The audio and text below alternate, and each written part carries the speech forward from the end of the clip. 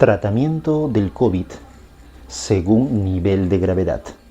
La clasificación del COVID según nivel de gravedad tiene un elemento base en el diagnóstico y sobre todo en el seguimiento del paciente ya diagnosticado. Me estoy refiriendo a la saturación de oxígeno, que como veremos en toda la exposición es un elemento básico no solamente para el diagnóstico, sino para el tratamiento. Pues bien, el tratamiento del COVID según nivel de gravedad involucra el conocimiento y la clasificación de esta enfermedad en 5 grupos grandes: pacientes asintomáticos, pacientes leves, moderados, severos y pacientes críticos. La definición de todos los grupos es como sigue.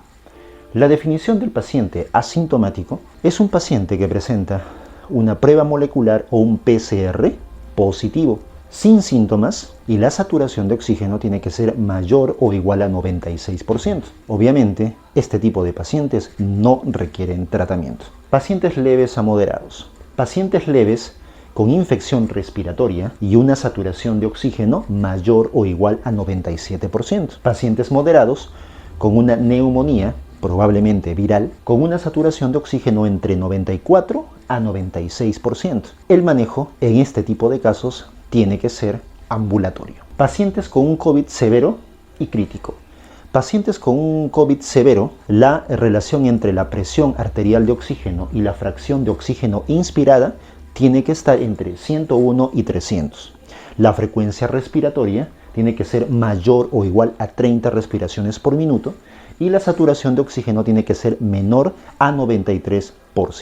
Pacientes críticos asociados con un síndrome de distrés respiratorio del adulto, con un PAFI menor o igual a 200 y una saturación de oxígeno menor de 90. Como nos hemos dado cuenta en la definición, el manejo crucial es la saturación de oxígeno, que quede muy en claro. Los exámenes auxiliares que se piden en cada grupo son como siguen. Exámenes auxiliares en pacientes asintomáticos, leves y moderados no se recomienda. Ni TAC, ni AGA, gases arteriales, ni en sangre. ¿Por qué? Porque son elementos que no aportan por demostración y medicina en evidencia mayor información que la que tenemos con el paciente. En pacientes severos o críticos, realizar una tomografía, básicamente pulmonar, y exámenes basales solamente cuando el paciente tiene una saturación de oxígeno sobre la fracción de oxígeno inspirada, puede ser reemplazado por una tomografía solo en casos excepcionales. En pacientes severos, la lesión pulmonar que va a demostrar la tomografía se encuentra en el orden del 50% a más. Aislamiento en estos grupos. El aislamiento en el paciente asintomático tiene que ser por 10 días desde el momento del diagnóstico con un PCR positivo. En pacientes leves a moderados debe cumplir con remisión de fiebre sin síntomas continuamente durante 3 días.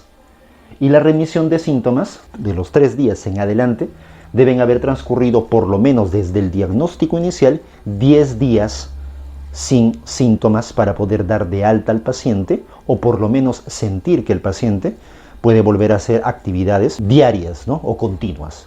Los síntomas en los grupos que estamos evidenciando, en el primer grupo, los asintomáticos, su propio nombre dice, son asintomáticos. Ninguno, no existen síntomas. En los leves, moderados, severos y críticos, los sintomáticos solo si existen síntomas, pero de forma condicional. No son de forma rutinaria. Evitar sobre todo la sobremedicación, que es lo que la mayoría de médicos hasta la actualidad siguen indicando. Pensamos que tal vez la mayor cantidad de medicamentos en una receta es porque el médico sabe más o sabe menos.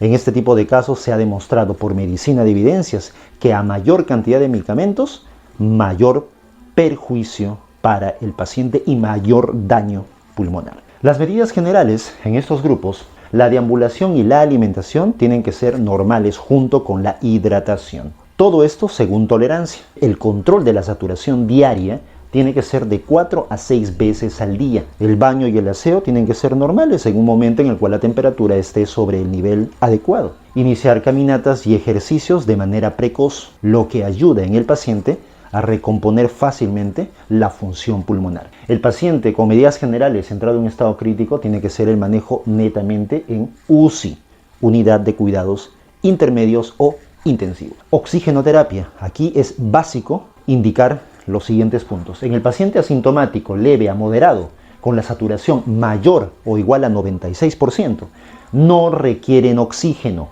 no requieren pronación. Pronación es la cabeza boca abajo sobre la cama, que solamente funciona en pacientes severos y críticos bajo algunos criterios. La saturación de oxígeno 92 a 93% en el paciente severo o crítico ya incide o llama la atención al profesional para utilizar una cánula binasal, unas bigoteras o mascarilla de reservorio.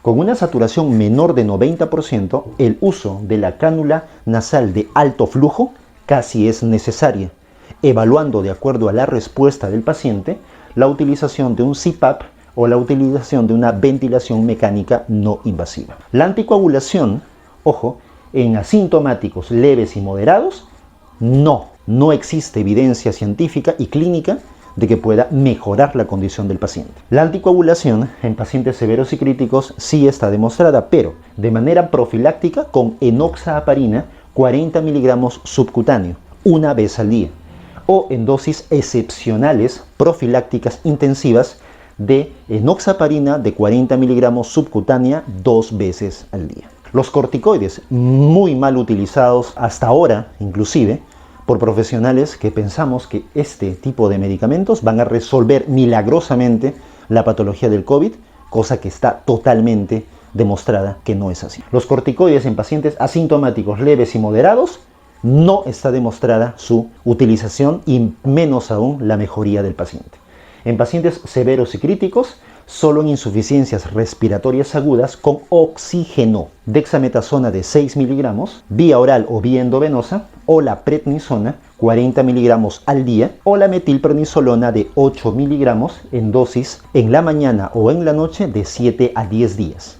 Solamente en los casos severos y críticos bajo el manejo de una unidad de cuidados intermedios o una unidad de cuidados intensivos. Los antibióticos, otro elemento que llama a colación la conciencia del médico para tomar en cuenta qué estamos haciendo con el paciente y el mal uso y el uso irracional de los antibióticos frente a un cuadro que es de manejo exclusivamente viral. Ojo, es COVID viral, no es bacteriano. Antibióticos, no usar antibióticos en pacientes asintomáticos, leves y moderados, solo en pacientes severos y críticos en los cuales se demuestra fehacientemente con cultivos, tomografías y la clínica de que el paciente tiene una sobreinfección bacteriana. Anticuerpos policlonales y monoclonales. El tocilizumab, demostrado como anticuerpo en el primer mundo, que llegó aquí en la etapa mucho más álgida, no está demostrado en pacientes asintomáticos leves y moderados.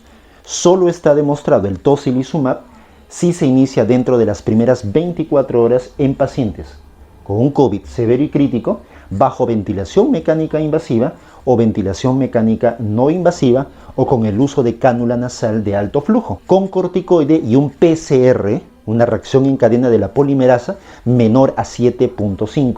Valorar el riesgo de la utilización de este medicamento en esta clase de pacientes. Los anticuerpos monoclonales en pacientes asintomáticos no está demostrado.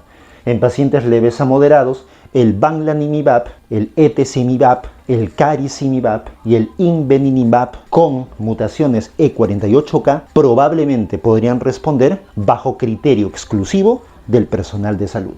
No demostrado este último anticuerpo en pacientes severos y críticos porque la clínica en estos pacientes es diferente y existen y se responde este tipo de manejos a la utilización y a los casos clínicos que pueden aparecer para el uso de estos medicamentos que no están 100% determinados. Gracias por la escucha. Esperemos que haya sido de su entero agrado. Esperemos que nos sirva para el mejor manejo de nuestros pacientes.